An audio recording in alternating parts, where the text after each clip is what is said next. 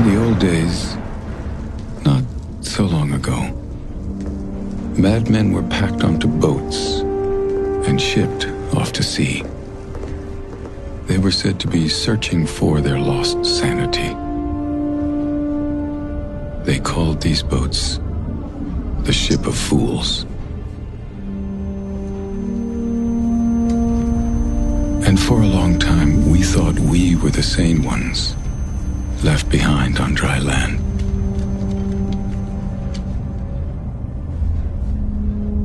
But what if we're not? What if so much time has passed that we've forgotten the truth? That we are, in fact, the fools, afloat on an endless sea, pretending to be normal.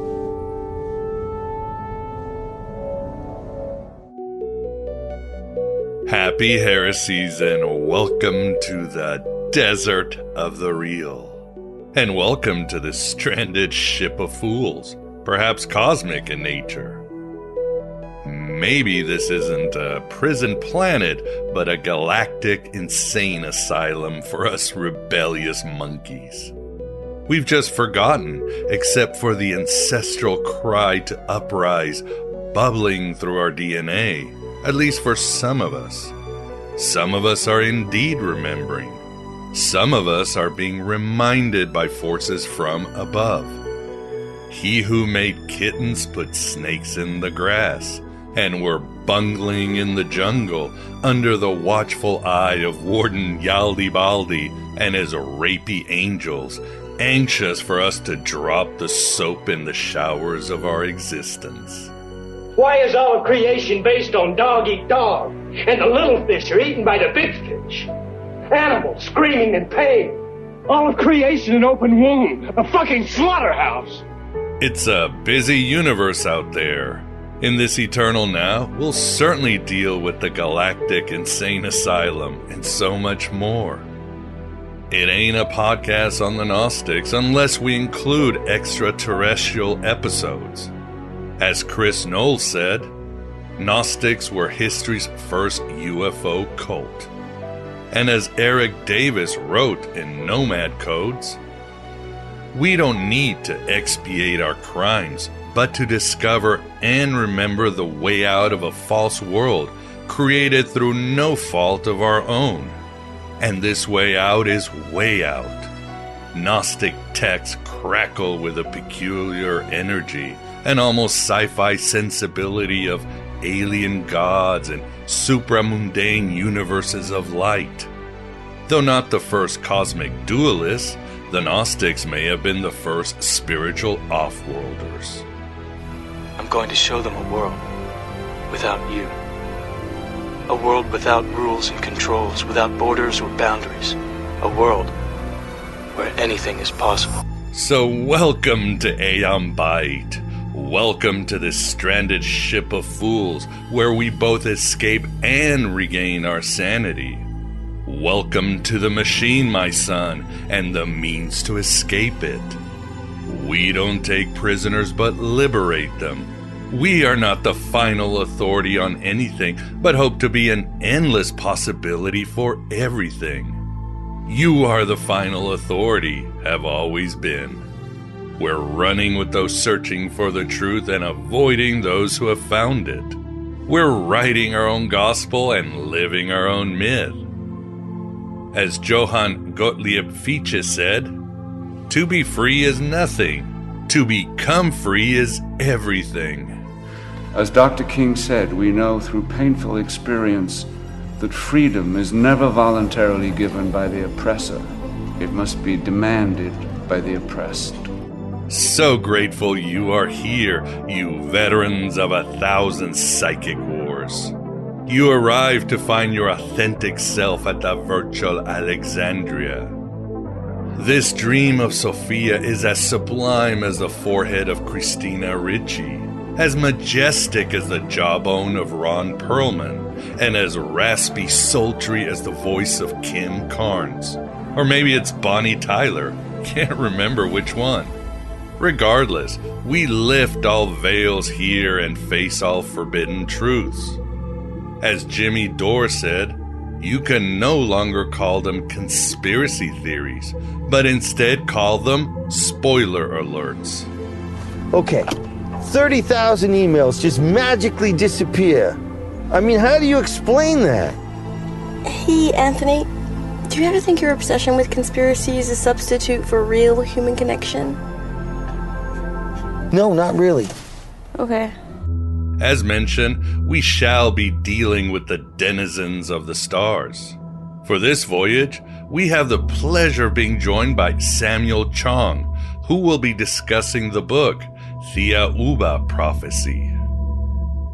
Get ready for a captivating interview dealing with many issues like alien abduction, visitation, and prophecy. We could only do a little over an hour because of scheduling issues. However, as a bonus for all subs, Vance and I have a fascinating session on these topics.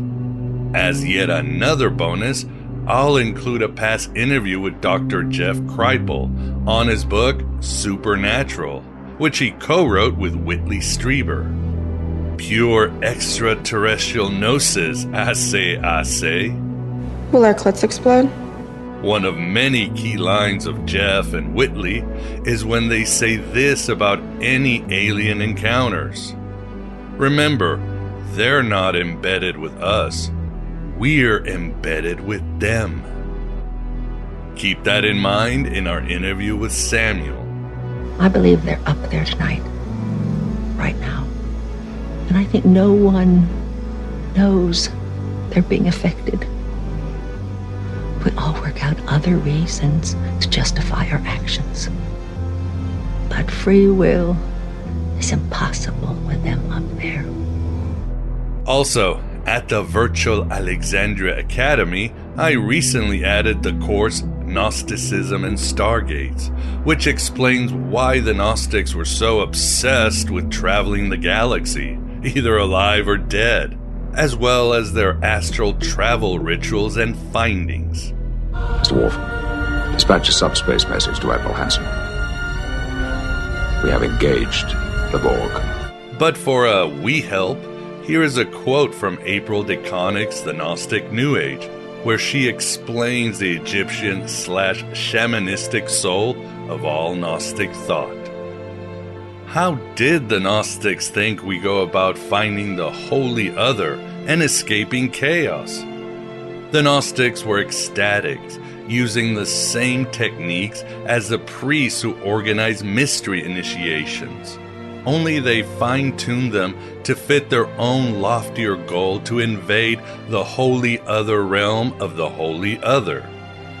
The Gnostics used instruction and ritual to take their initiates on virtual cosmic journeys, beginning with a harrowing of hell.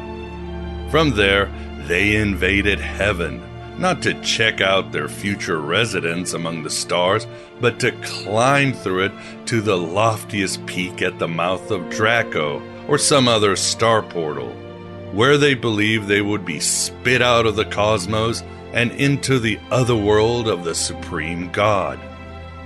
These journeys were extremely dangerous because the gods encountered in the underworld and heavens were not to be befriended but conquered.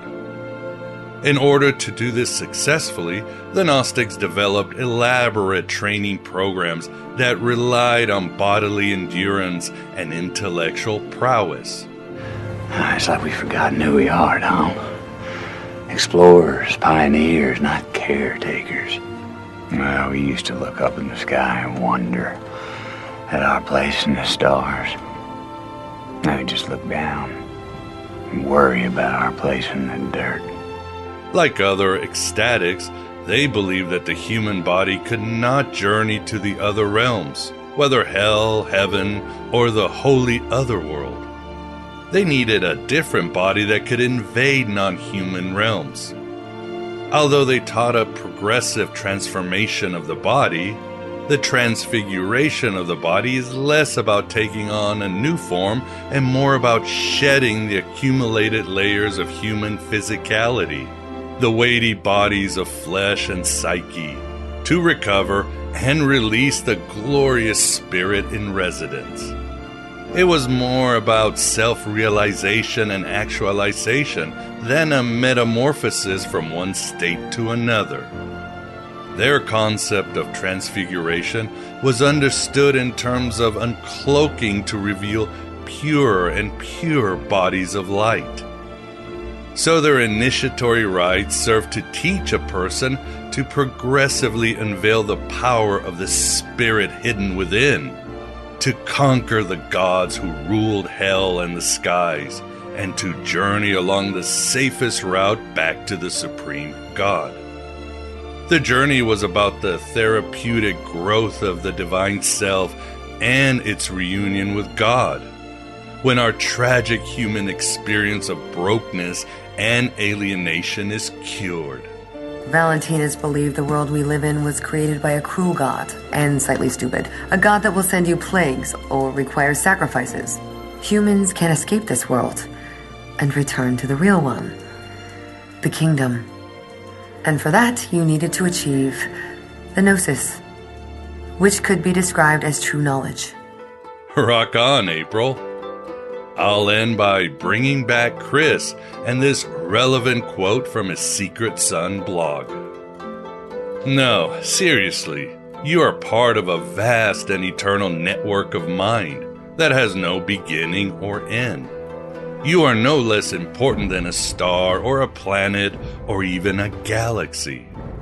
The only reason you think so is because your immortal spirit is trapped in a rotting shell on some crappy little planet run by shitlords floating out in the middle of nowhere. But that's just a temporary inconvenience.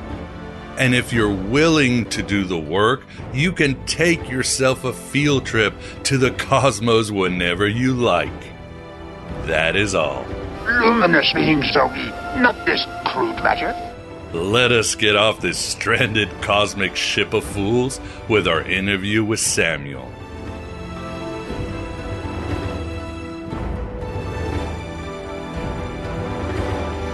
Look, there's never been a single shred of evidence to show that these things exist materially. Okay, so you're telling me these things do not exist, right? Oh, they exist. All kinds of things exist all around us that we've never seen, right? Electricity, microwaves, infrared waves. You know, these things have been around forever. They show up in cave paintings.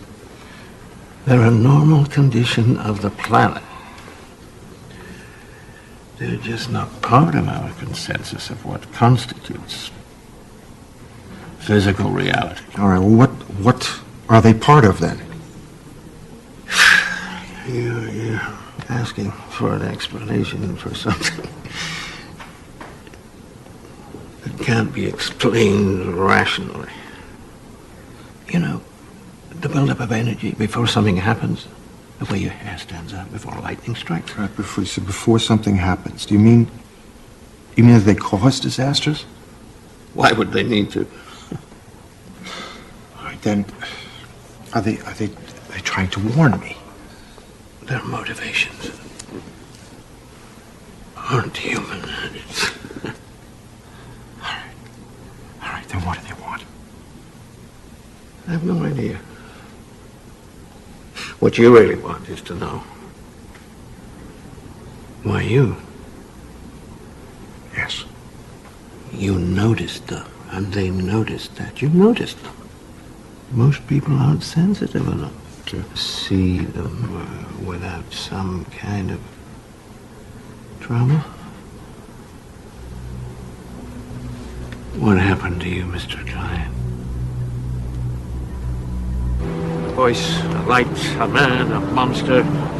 If your friend thinks he's talking to God, he's off by more than a few degrees. And how do you explain it? Knows everything. Hey, look at that. If there was a car crash 10 blocks away, the window washer up there could probably see it. Now, that doesn't mean he's gone. Or even smarter than we are. But from where he's sitting, he can see a little further down the road. I think we can assume that these entities are more advanced than us? Why don't they just come right out and tell us what's on their minds? You're more advanced than a cockroach. Have you ever tried explaining yourself to one of them? This is the Aeon Byte interview. And with us, we have the pleasure of being joined by Samuel Chong to discuss the book, Thiaoouba Prophecy. Samuel, thank you very much for coming on the show. Thank you for having me here. Pleasure is all ours. Enjoyed the read. And with us, too, we've got the Moondog Vance. Vance, how are you doing? I'm fine tonight. Looking forward to hearing about the Thiaoouba Prophecy. Always fascinated by, the other worldly experiences. That is true. That is definitely, when it comes to ufology, I have to bow to your expertise. So even though we do plenty of this show. So Samuel, well, why don't we start in the beginning, as we like to say here. How did you get involved with the author of the book, Michel Desmarquet, and the Thiaoouba Prophecy? Well, I was born in China. In the early 80s in China, there were a lot of books on the UFOs and ETs. I had a fascination about space and also the mysteries of the world, the paranormal. I was thinking, if the ETs have advanced civilization and technologies to visit us, they would be able to answer all the questions we have in our lifetime. For example, the Great Pyramid, the Bermuda Triangle, the mysteries around the stories in the Bible. And so I always had a fascination and the subconscious mind to search for information from ET contactees. So I found a book on Amazon one day, and I read it. It answered all my questions about the Bible, because I wasn't a believer before, but it connects all the dots on how the stories came about and how the Bible was changed in later years. And it made a lot of sense to me, so I decided to contact the author by locating him and asking him more questions about the things that he wasn't allowed to write in the book, as he mentioned in the postscript. So you were in China and you were able to contact Michel, and where was he living at the time? Well, I was born in China, but later at the age of 15, I came to the US. So I was in the US when I found this book. But the author, Michel Desmarquet, was actually living in Vietnam at that time. And before then, he was French-Australian. And he, in the early 90s, he moved to Vietnam to live there permanently. And he was really a very just an average person. He was a landscaper, a farmer in Australia. He didn't know how to type. He didn't know how to. There was no internet back then, but the book contains a lot of verifiable proofs, interesting facts that can be really proven by modern technology. Wonderful. So you went all the way from LA to Vietnam. Was it easy finding him? Were you guys in correspondence, or how did you decide to meet him? Well, I was so desperate to find him, and I searched on the internet, and I found some tourists who took photos of where he was living at that time. I didn't know the exact address, so I downloaded the photo and I printed out and I showed it to the taxi driver after I landed in Phu Quoc Island, southern Vietnam. And the taxi driver took me to where he was living after the first try. Oh, well, yeah, it looks like something drove you and you just had to go with it. And just as we get a little bit more of a story for the foundation, so this book was already in English, right? It was not in French. Did he originally write it in French? Yes, he originally wrote it in French in his own handwriting. And then someone translated from French into English, and it was published first in Australia. And it was actually a bestseller back then. Oh, in Australia. Wow. Yeah. Good deal. And I've heard it's done really well in China as well, hasn't it? Yes, in China and Taiwan has been the bestseller in Taiwan and one of the bestsellers in China. And two countries with different ideologies, and Right. it's very difficult to be a bestseller in both places. And who translated it in Chinese? Associate of mine, and I proofread it, and this is one of the most challenging works to be done in my translation career, because there are so many details in the book that need to be repeatedly verified. Yeah, we definitely want to get into that. Yeah, and also doing a little research, I found out that the Thiaoouba Prophecy is it's under fiction, right? It's not under nonfiction in China. That's right. Because of the censorship, the book had to be published as a science fiction over there. But in Taiwan, it's published as a nonfiction. Yeah, and it's still selling very well. I mean, it's great that other cultures are so interested in the whole ufology, where we come from, and all that. So it's always great to hear that people are still looking at the stars everywhere across the world, and looking for those deeper questions, like you were asking yourself about where we come from, who are the gods, how can we be alone in this little rock, and all that stuff that people want to ask questions for. So, and at least it's great that it's done really well. It's done really well in China. And when you met Michel Desmarquet, how was the experience of meeting somebody whose visions and journeys had really influenced you? Was it everything you thought it would be, or how did you guys connect, or did you have a relationship? Well, in the very beginning, he didn't really welcome me. He was annoyed at my visit. Yeah. Out of nowhere. Yeah, he was a very private person, and he didn't want people to bother him because of the book. He was welcoming visitors, not for the book, but for just by chance to meet him. But then later on, he found out that as Chinese translator myself, I could help him to follow up with a contract that he signed with a Chinese publisher who paid him $2,000 for the copyright of the book, but never got the book published.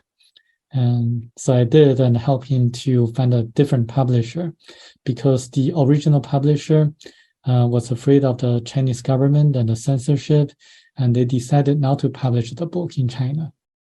Interesting. And is Michel still with us, or where is he?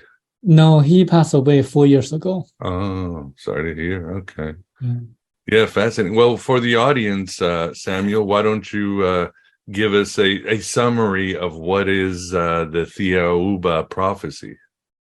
Well, it's a book that documents the author Michel Desmarquet's personal experiences of being taken by this group of very beautiful ET extraterrestrials to their planet for 9 days and then came back, in which during his trip, he was told a lot of the mysteries on Earth, and the answers regarding who built the Great Pyramid, for what purposes, and what really happened in the Bermuda Triangle, and the stories in the Bible, like the stories of Sodom and Gomorrah, the parting of the Sea of Reeds by Moses, leading the Hebrews out of Egypt, and who was Jesus and who was Christ, and also things that happened in relatively modern times, like the NASA's Project Westford, releasing hundreds of millions of copper needles into space, and the facts during World War II, why the US government was able to develop the atomic bomb at a much earlier time than Germany, who was also developing the same atomic weapon. A lot of things like this, very detailed, specific information that could be verified. Indeed, yeah, I read the book and it was fascinating. I mean, at first I was very engaged in the book, but the book does sound almost fiction, because it's not sort of you might say, just a first person describing this sort of abduction and traveling to this other world, but I mean, it's very detailed. It's like here is a dialogue, and then Thao answers him, and you know what I mean. It's extremely detailed. How was he able to hold on to this information? After he came back after 9 days, I mean, during the trip, he was told that if he had difficulty remembering all the details, then Tao, the ET, would be able to help him.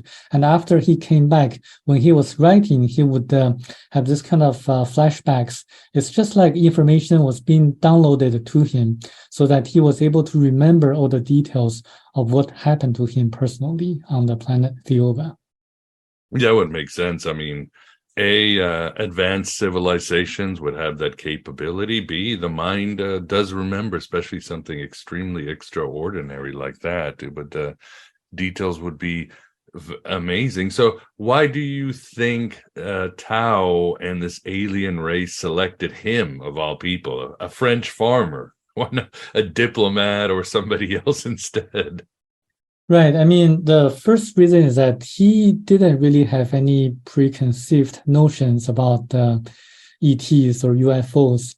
I mean, if a ufologist was taken to their planet, then the information wouldn't be as pure because of the preconceived notions about how things should be written about.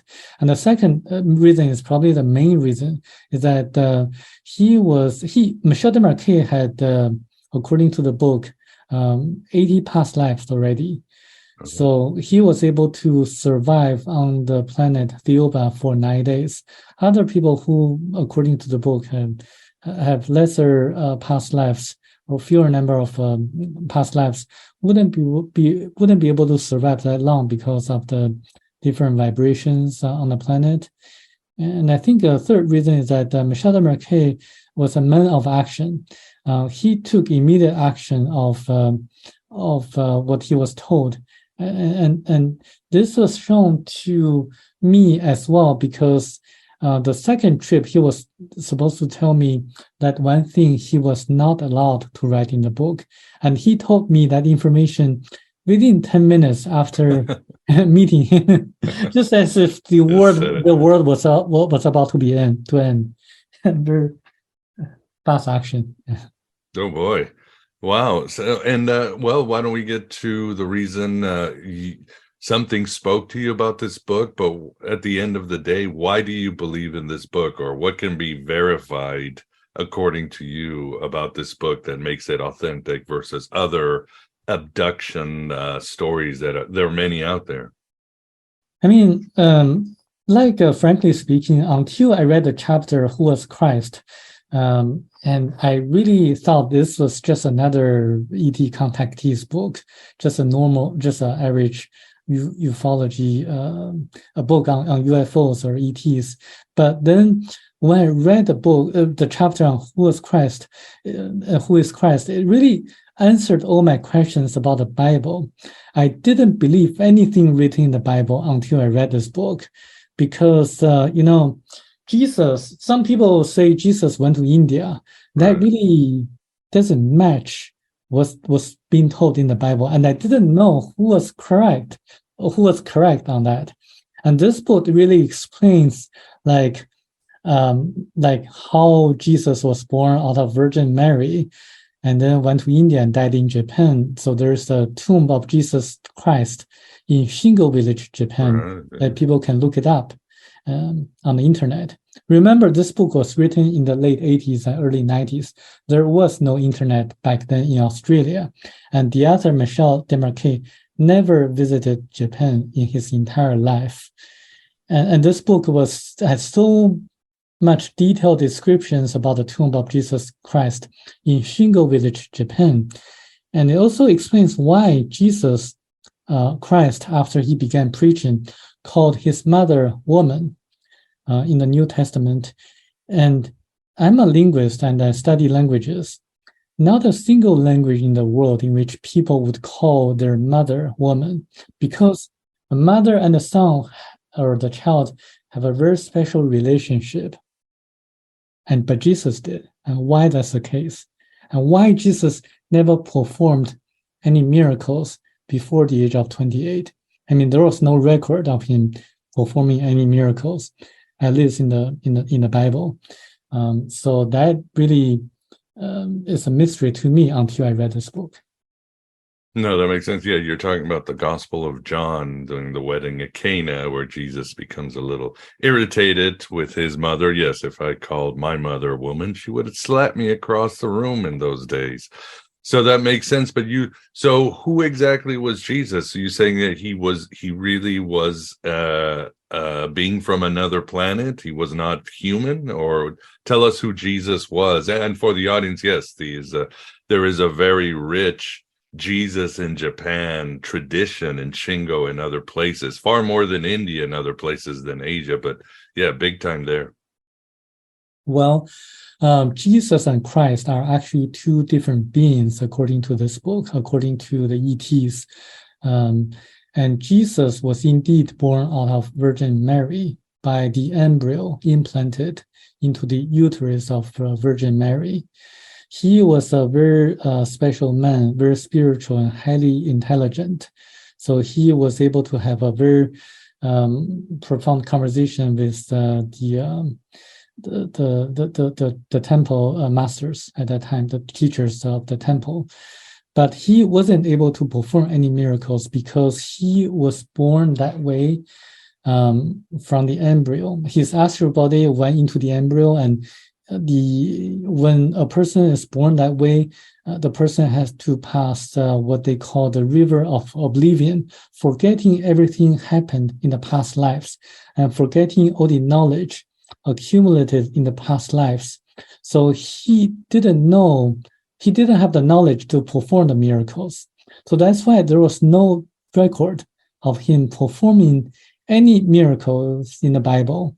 And he is that Jesus that later went to India and later died in Japan. Christ, on the other hand, was actually a being from the planet Thiaoouba who took on the body of Jesus, made by the great masters of their planet, to preach spirituality and love on earth, to revive and to really try to lead people at that time to the right direction, the direction of spirituality. And that Christ actually indeed died on a cross and resurrected 3 days after, just to show people at that time that there is life after death and there is reincarnation. But somehow the message, the concept of reincarnation was removed by the church councils of the later years. And this book actually was so specific, it named the 4 different church councils that distorted the original meanings of the Bible. Yeah, it's a fascinating tradition. And yeah, I mean, in Islam, obviously, there's a tradition that Jesus didn't die at the cross, that he was plucked up. But in some of the Gnostic Gospels, there are 2 Jesuses, one on the cross and one that stands there away from the cross, in like the Apocalypse of Peter and the Acts of John. So there was definitely this tradition. So just so the audience knows, the human Jesus survived. He was not crucified, and he simply went back to Japan, where he died, and he had followers there and basically spread the word, or what happened? Well, he died, the human Jesus died in Japan, and he was a very highly spiritual person. And he taught he brought actually a lot of the customs from ancient Israel, the Hebrews. And so that's why when people Shingo visit Japan nowadays, they're going to see that the people living in that village have a very different custom from the rest of Japan. And they sing a song that sounded like the ancient Hebrew language. So that actually matches what's described in this book, Thiaoouba Prophecy. And one other thing I'd like to point out, that the word Thiaoouba is pronounced very similarly to the word Jehovah. And there is actually a connection there, because according to this book, when people read in the Bible, the Jehovah's said this and that, it should be the Thiaoubans said this and that, because they have always been watching us and trying to guide us to the right path, the path of spirituality. Yeah, that is true. In fact, when I was talking to Vance today, you made that connection, didn't you, Vance? Thiaoouba and Jehovah. Yeah, I read it actually. I didn't to come up with it myself, but I'm curious as to what the Thiaoubans are like. Are they energy beings, or are they humans like us with special powers?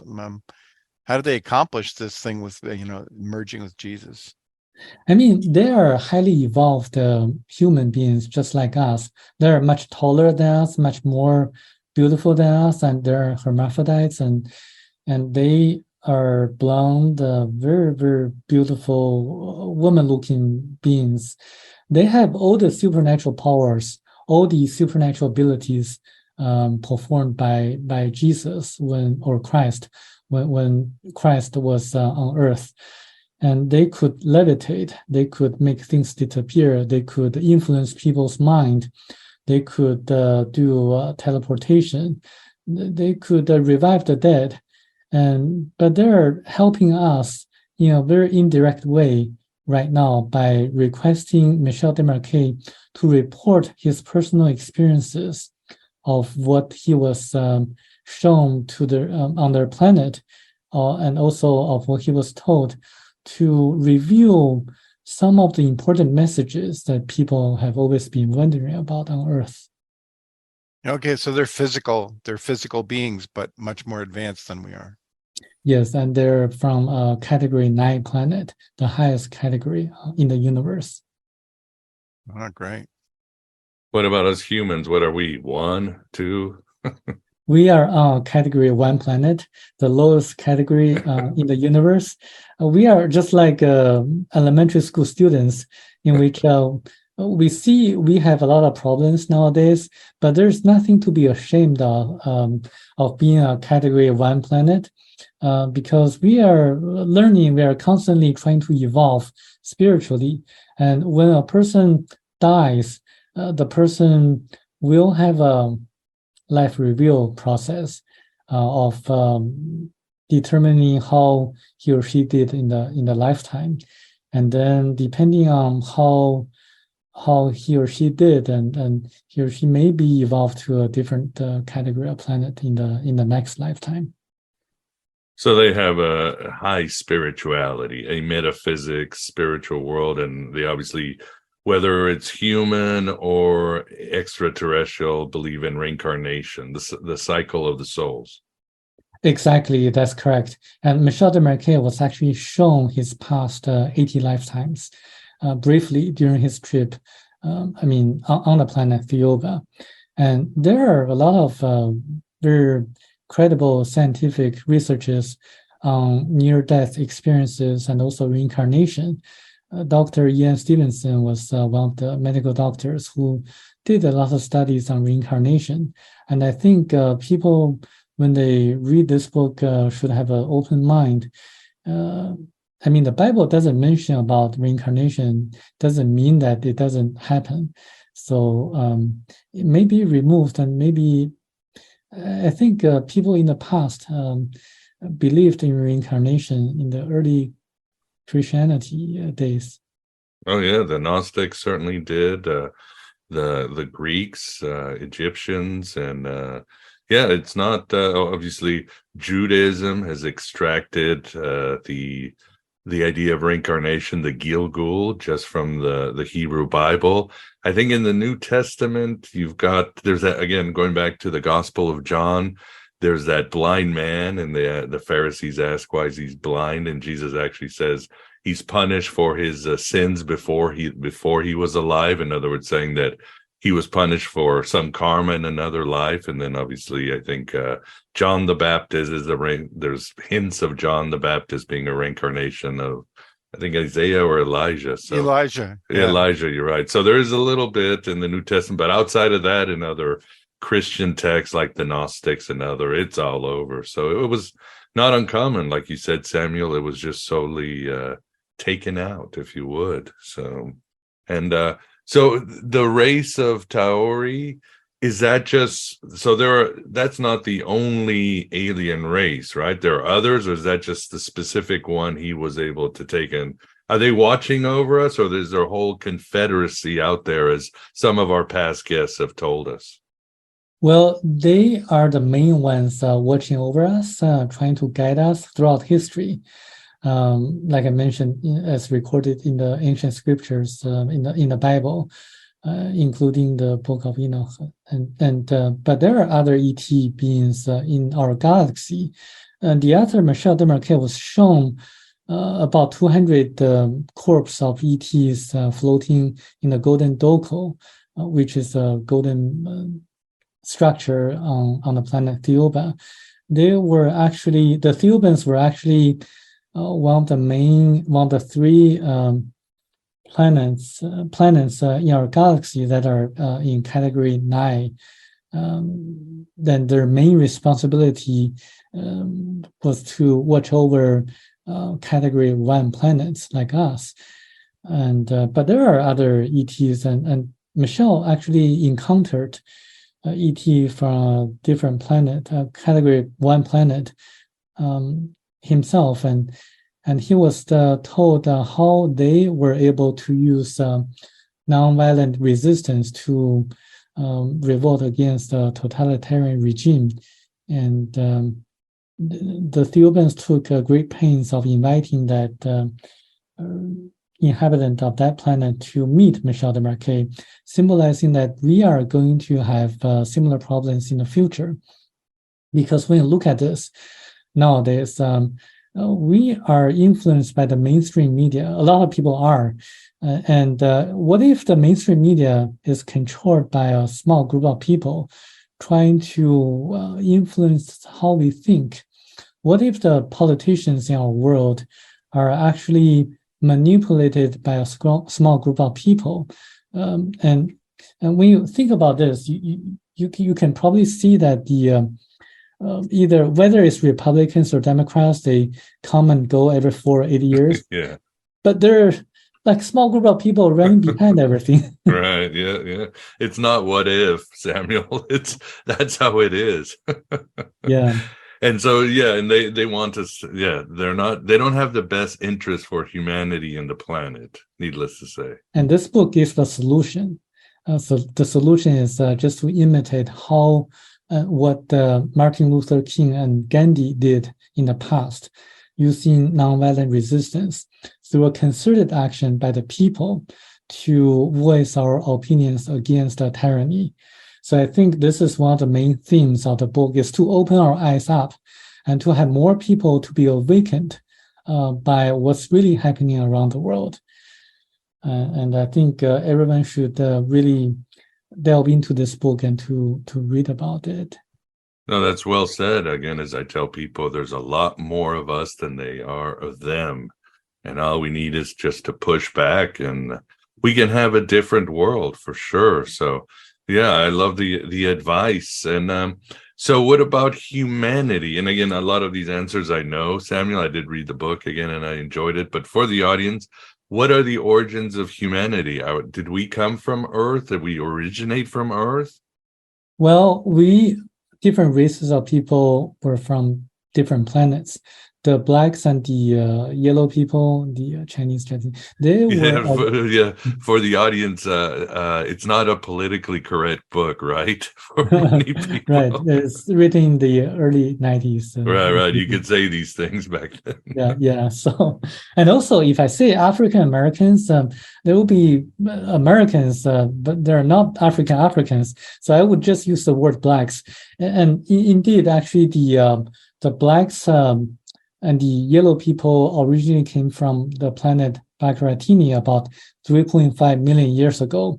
The blacks landed in Australia, the current day Australia back then, and then the yellow people landed in Myanmar back then, and then the Caucasians later came from a different planet, and they first resided on the continent of Atlantis, and there was a continent called Atlantis back then, but then later it sunk into the ocean.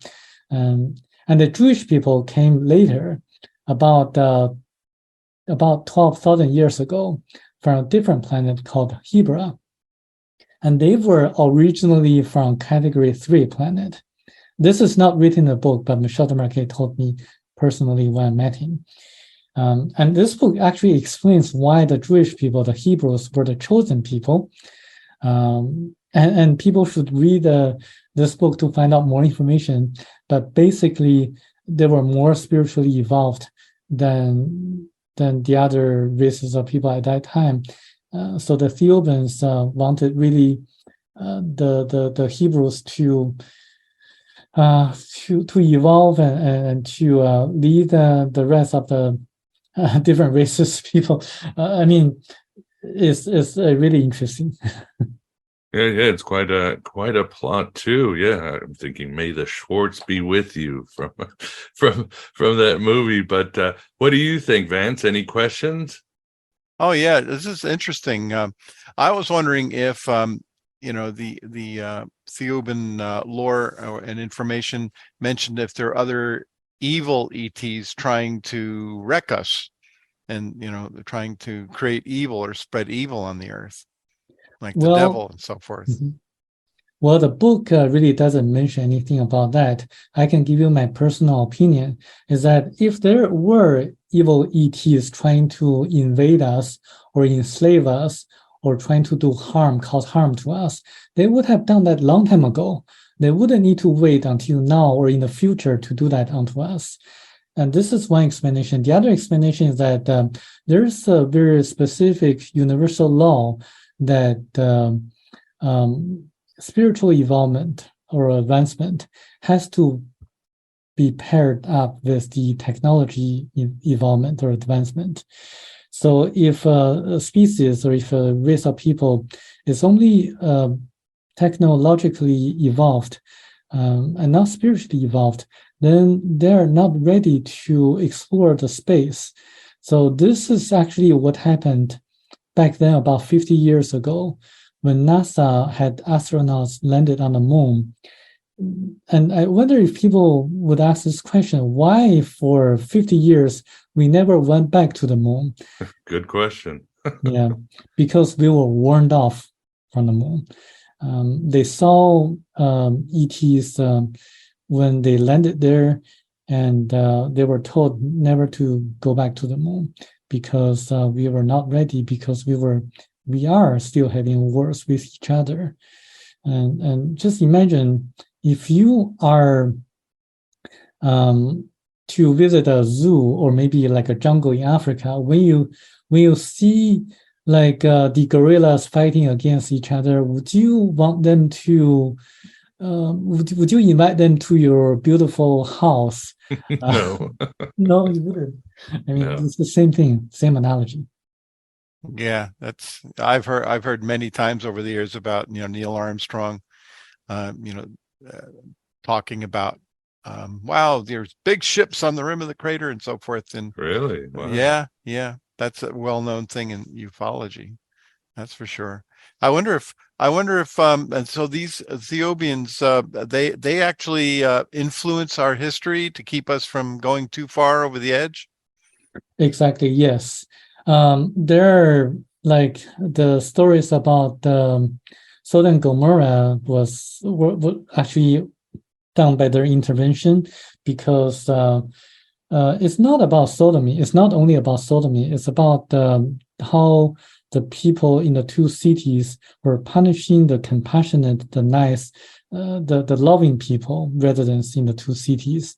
They were actually trying to, like, they were so decayed that they killed. They actually killed like a lot of the residents who were trying to help other people. So if you read the ancient Jewish texts or scriptures, you're going to see they're far from the reason of sodomy.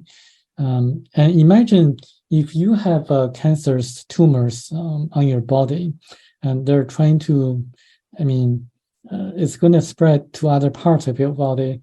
Would you keep the tumors, or would you try to get rid of the tumors? It's the same analogy of what happened to the two cities. they were contaminating and making a very bad example to the people who are in contact with them. So that's why the Thiaoubans had to get rid of the two cities. Wow. Any other cities that they've done this with, or? Well, yes, in Africa, back then, the evil priests, just like nowadays, they influenced the people through mind controls, and they distracted one of the cities in Africa, and killing some of the priests who were not going to mend their ways, and yeah, they did several times in the past. Interesting. And what happened, Samuel? I mean, how did the blacks and the Hebrews and the yellows, they just slowly forgot this lore, or was it something on purpose done by the elite to cut us off from our past, or how did we forget all this? Well, we have a very bad memory. We forget what happened in the Yeah, past. guilty as charged. I don't know where my glasses are half of the time. Yeah, because when we are born into this world, we have to go through the river of oblivion, forgetting everything happened in our past lives. Right. And so that's why we forget about the past. And this is one reason. The other reason is that we also have our own free will. When someone is in power, then he would have the free will to do whatever he wants to the world. And sometimes because of greed, because of the free will, he would like try to use his power to control the people through different means, like the media, like the politicians and things like that.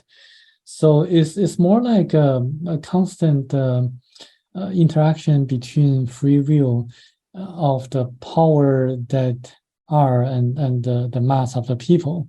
So we have to ask the people and try to help the people to wake up, to be enlightened, to open their eyes up.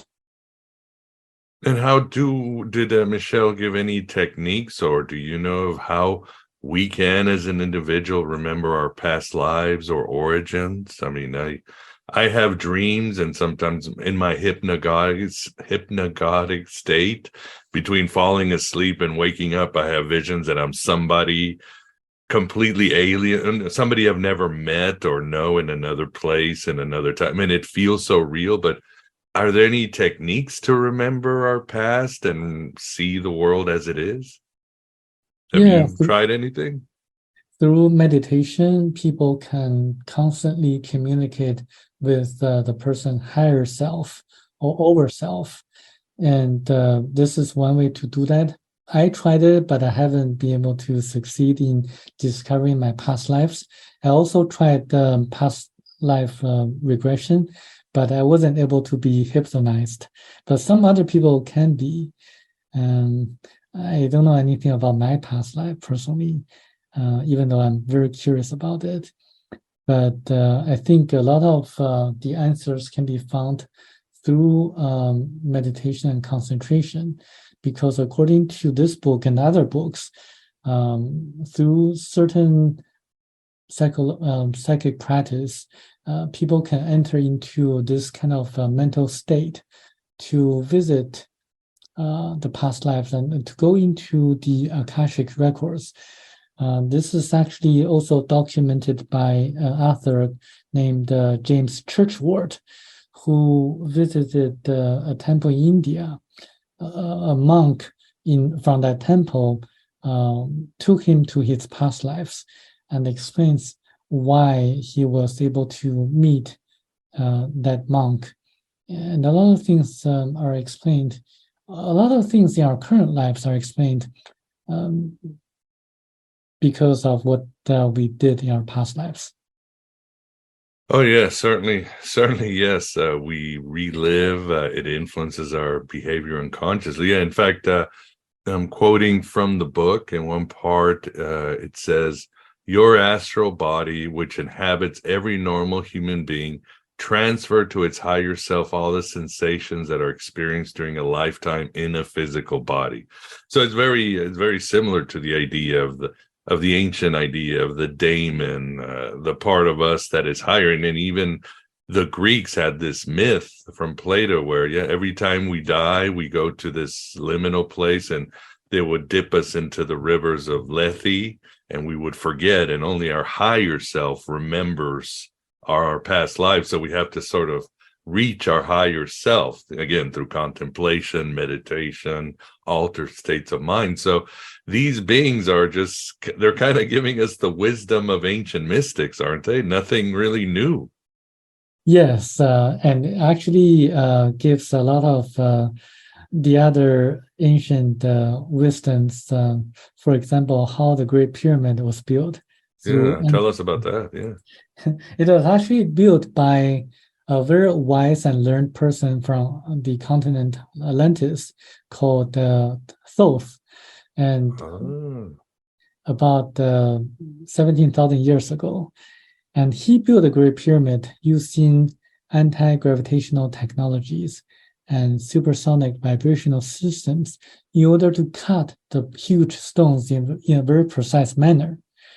And the Great Pyramid of Egypt was actually a tool to capture cosmic energy and to concentrate the energy in a form, in a way that the user of the pyramid could actually communicate with people from other planets.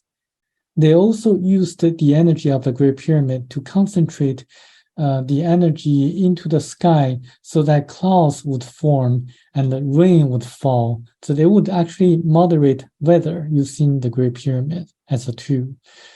And a lot of things match with modern discoveries, and people say that the U.S. government has long discovered the secrets of anti-gravitational technologies. And there are U.S. secret government programs that try to imitate the way the real ET flying objects fly into the sky. But there are other ulterior motives of the government. And I think people should really distinguish the real ET experiences, which are always benign and pleasant. And like Michel de Marquet, he felt great love and compassion from the people in Thiaoouba, versus the other experiences in which people have this kind of illusion, or maybe kind of horrifying experiences of being abducted by supposedly the ET crafts. But those are actually secret government programs trying to imitate or try to make illusions of the abduction experiences, trying to scare people away. So those two have to be really distinguished. Yeah, fascinating. And I love it. His name was Thoth. I'm starting to suspect that the aliens were Hermeticists. But it's interesting too, what I want to ask you is, do you think the establishment, the lead people at high echelons of American, Chinese, Russian government, they know the truth and they're keeping it from us? Or do you think they're as ignorant as the masses? I think the U.S. government has been collaborating with the great ETs to get their technology and to advance militarily and through the military-industrial complex. And there are other governments in the world who are trying to do the same thing. But the great ETs are actually from a Category 1 planet. So they are also having their own issues. And Michel de Marquet actually disclosed a fact in a public lecture that the great ETs also, they're a dying race because their immune system has been decreasing, and they're watching us to see how we respond to the same or similar situation of having a increasingly decreased immune system over the years since 1948. And so I think the governments know something about the ETs, but they don't necessarily know that the Ethiopians are the ones who have been watching us throughout history, as documented in the ancient scriptures in the Bible. And I really don't think the government knows this. At least the U.S. government doesn't know this. How about the Nordic types? Are they the Thiaoubans, or is the Nordic type of ETs separate? You know, I also read something about Billy Meyer and some of the other people who claim that they encountered the Nordics. One way to distinguish the ETs is that it's about the information that they tell us, whether the information can be proven or have a resonance in people's hearts. For example, if some messages say that the Great Pyramid was actually built using 200,000 slaves over a 40-year period, that message doesn't really resonate to what I think or I feel. And so, for example, Billy Meyer said that, and I don't think that would be message that have a certain value. I look at the messages that have foundations and can be verified and are specific. So I think the focus of my research and investigation is to really find useful and valuable message that can impact our future and to lead us to a more spiritual growth. Yeah, that's great. You know, I was wondering, what do they say the Thiaoubans about the nature of God and God, our connections to God, or how do they conceive of God? Do they have an equivalent of a religion? Right, it's a very good question. God is the creator of everything: the solar system, the universe, and the planets, and people and animals.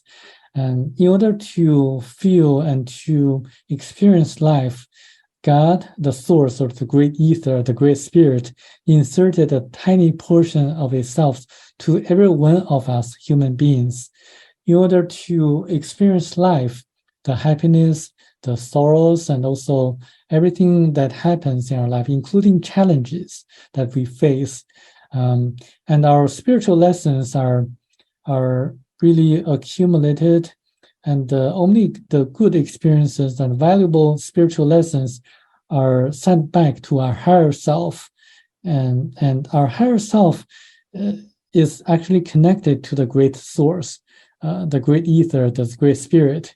So the Bible says the kingdom of God is within you. So that means when we encounter challenges in our lifetimes, like the financial issues, the relationship problems, we should look inside of ourselves for answers, to look into our heart, to connect to our own higher self. We should not rely on religious leaders or the government or the media or anyone else. We should always seek for answers inside of ourselves. And there is no religion on the planet Thiaoouba. And actually, religion is one of the 4 major curses on earth. The first one being money, the second one being the politicians, the third one, the journalists and drugs, hallucinogenic drugs, and the fourth one, religion. So, spirituality is different from religion, and religions are controlled by the people, and we grow our own spirituality by looking inside ourselves. Well said. So what did the Thiaoubans feel about what is our future? For example, again, we talked about this earlier, Samuel. You talked about how these beings were able to sort of stall the Nazis from getting a hold of the atom bomb before the Americans got a hold of it. But at the same time, they didn't exactly stop Hiroshima, and they didn't stop the 2 bombs falling on Japan, Hiroshima and Nagasaki. And I'm sure the Earthlings, level 2, being armed with all this power must worry them. So how do they feel about our technological advances, or what do they think of the future for us? Are we in trouble? Well, they say that the atomic bomb is actually a necessary step of evolution. We just need to learn how to live peacefully and harmoniously, and not to abuse that atomic bomb or technology to destroy ourselves. And they really didn't prevent the US government from deploying the bomb into the 2 cities in Japan, because they chose the lesser of the 2 evils. If they didn't prevent Germany from having the bomb, or if they stopped the US government deploying the bomb into the 2 cities in Japan, there would have been 3 times more death than what actually happened. So that's why they helped us. They sided with the US government at that time, because they believed that the US government was more sincere in making the world a better world at that time. And what lies in the future, it really depends on how we respond to our current challenges, because the past is fixed, the future is not. We can change our future. I think this is why Michel Desmarquet was instructed to write this book, in order to enlighten more people around the world, because nonviolent resistance requires concerted action by the people. The more people are together, the more likelihood that we are going to change the world into a better world. But more people need to wake up. I'll give you an analogy. Enoch was taken away by the Jehovah's, the Thiaoubans too, and he was instructed to write a book too. So there was a book of Enoch. Remember what happened to Enoch a few decades later? What happened to Noah, the great grandson of Enoch? He was told to build an ark. So Michel Desmarquet was told to write this book in the early 90s, and do the calculation. We need to wake up as early as possible. Great advice for sure. We definitely need to wake up, and that's something I definitely stress on this show. And has it made your life better, or like many of us, our family just look at us strange? My family looks at me as a very strange person. But I'm trying my best, because after knowing that one thing he was not allowed to write in the book, I feel that I have more responsibility to spread the messages and to promote the book. I'm trying to reach as many influential people as possible, and also as many platforms or shows as possible, hoping that we can change our future to the better. Because if we do not, then something is going to happen. Yeah, something bad. But at the same time, you are kind of vindicated, aren't you, Samuel? I mean, the government is admitting there's a lot of UFOs. There are objects that can. I mean, it's, in other words, regardless of what you think, the idea of extraterrestrials and UFOs is no longer a fringe thing when the New York Times and the federal government is talking about it.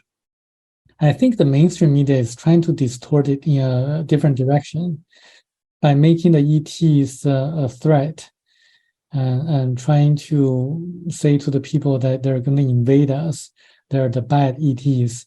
And I think it's going to be a very dangerous path if people believe that way. Well, hopefully they won't. And yeah, I have to ask you, when as we get towards the end of the interview, when I was a kid, and I remember my mother and my godmother and her friends would have these chat, and I was a little kid in the late 70s, and I'd have to listen. They weren't talking about clothes and losing weight. Well, they were, but they were also talking about conspiracies. Now I understand where I got this sort of mentality. So as a little kid, I would listen to them, and the big conspiracies were always Hitler went to Argentina, UFOs. There were a few others, but the big conspiracy too, which they used to talk about, is the Bermuda Triangle. And when I lived in Mexico, it was called the Devil's Triangle. So tell the audience, what is the truth about the Bermuda Triangle? According to the Thiaoubans, the Bermuda Triangle is one of the places on Earth in which like a warp exists, like a portal connecting our world into a parallel universe. So ships and planes that are close to that area got sucked into that parallel universe. Sometimes they come out, sometimes, most of the times they don't.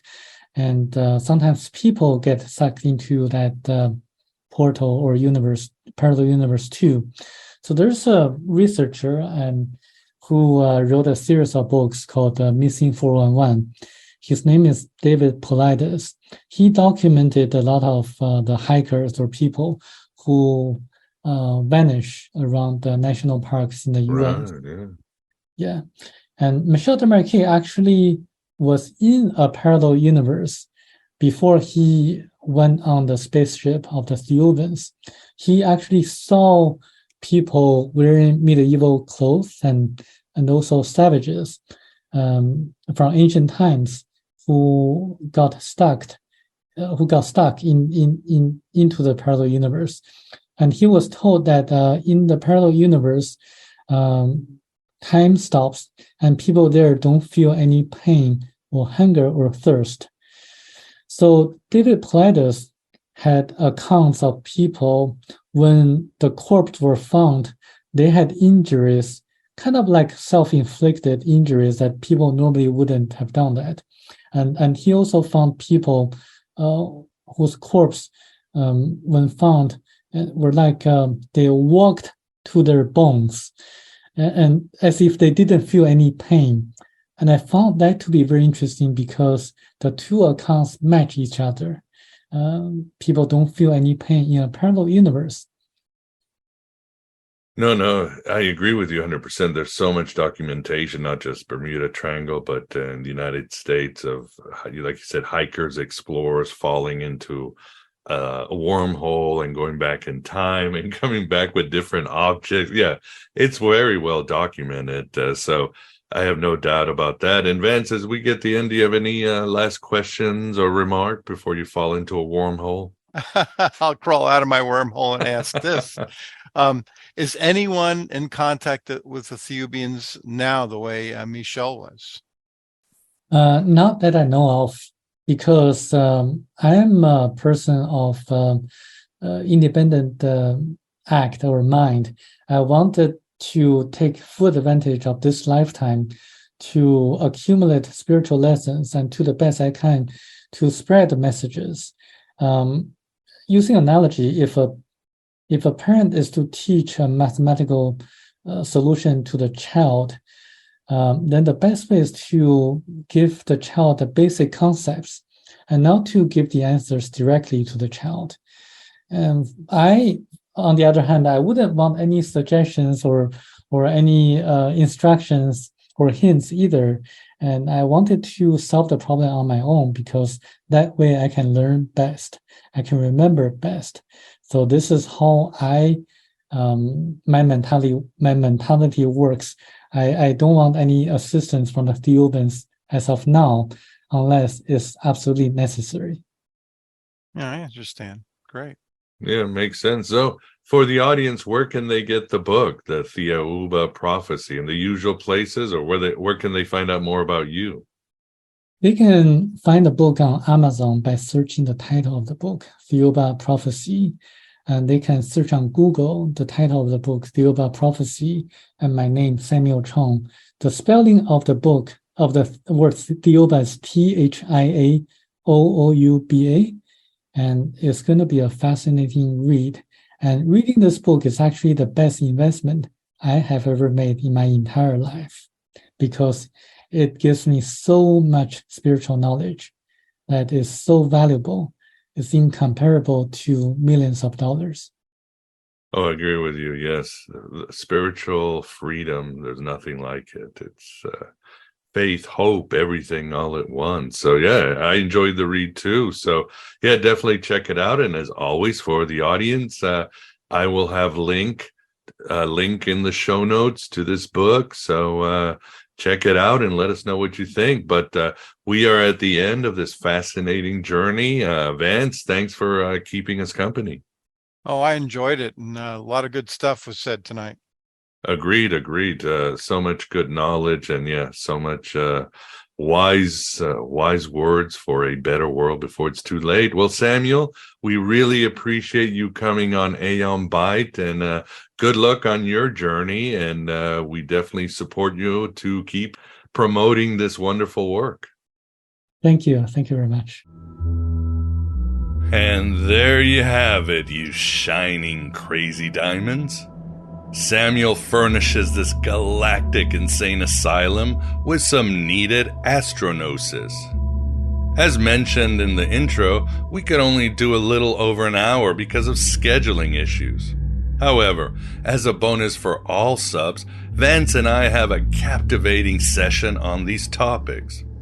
As another bonus, I'll include a past interview with Dr. Jeff Kripal on his book, Supernatural, which he co-wrote with Whitley Strieber.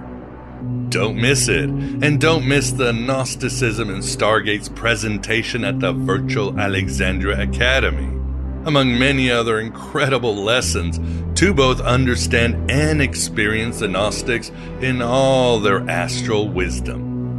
So please become a member for the full cosmic download of this and all other episodes. It's only $6.99 at AB Prime a month, or $4.99 at Red Circle, or whatever you want to pledge on Patreon.